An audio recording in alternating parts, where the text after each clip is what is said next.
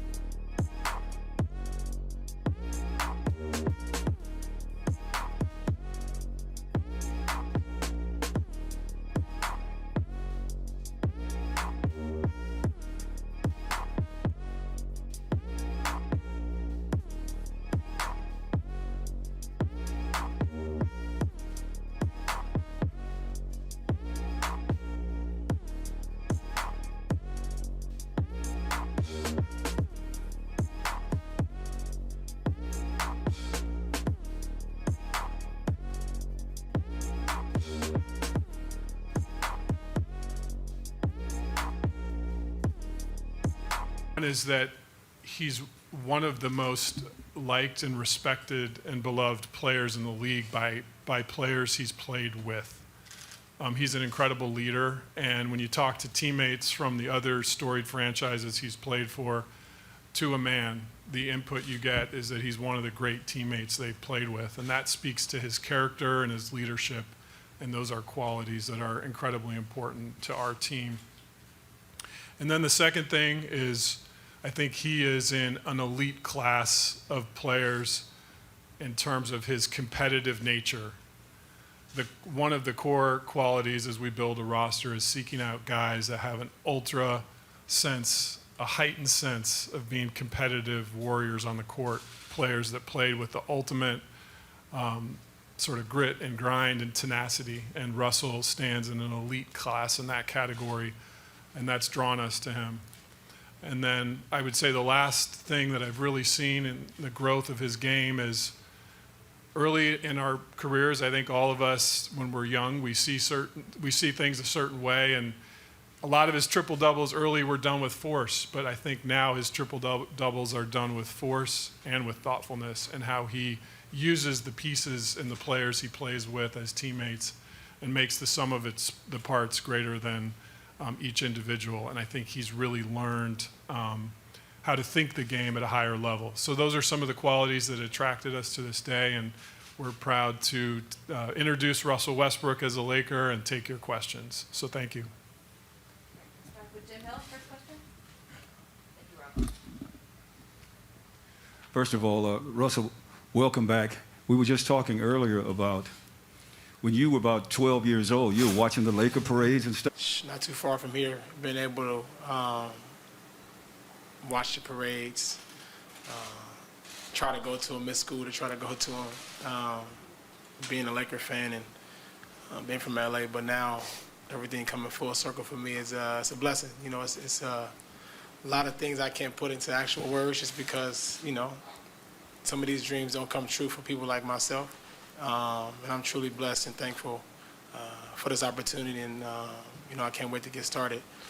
And then secondly, and I've been blessed to be able to go into my 14th season. And each year I try to find ways, like Rob mentioned, to be able to uplift and make my teammates better around me. And AD and Bron are friends of mine first. And me being their teammate, my job is to come in and uplift them, and they do the same with me, vice versa. And as the season prolongs, we will figure it out. There will be ups, there will be downs, and that's normal. That's okay. But we will figure out how to play the best way that we want to play to be able to win a championship.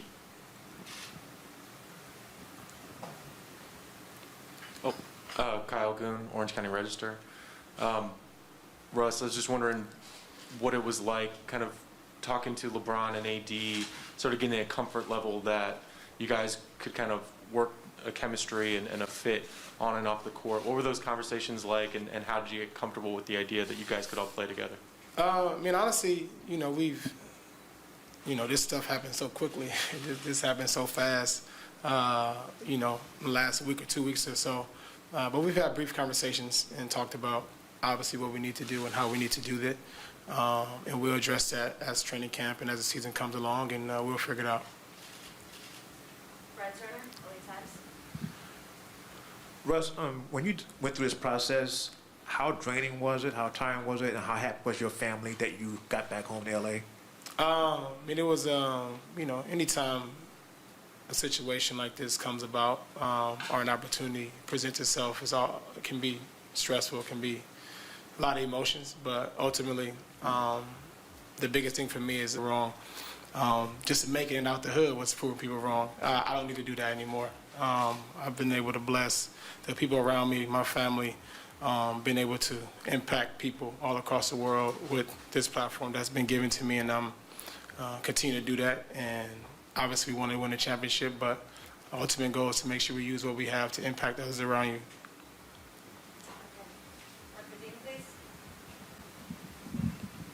Hi, Russell. Mark Medina here, USA Today. Congratulations. Good to see you. How do you initially envision how you and LeBron will share ball handling and playmaking duties? You know, as you know, Bron is one of the best players to play this game. And his ability to be able to kind of do everything on the floor allows me to be able to just figure it out. I'm coming to a championship caliber team, and my job is to make sure that I'm able to make his game easy for him, and I'll find ways to do that throughout the game. As it pertains to ball handling and all that, it really doesn't matter. There's many different ways you can impact the game without having the ball in your hands, and I've been able to do that for many years, and I will figure it out. Okay, Roberta Shelburne, ESPN. Hey Russ, I know you grew up in LA watching the Lakers going to the parades and stuff. You also had a really close relation with Kobe Bryant. What you know, did you have that in your head at all when this trade was coming together, and in just these last couple of weeks since it's happened? Yeah, I mean, it hasn't left my head. You know, it's things that we've talked about, me and him, you know, just the potential of me being able to be a Laker and understanding what that entails.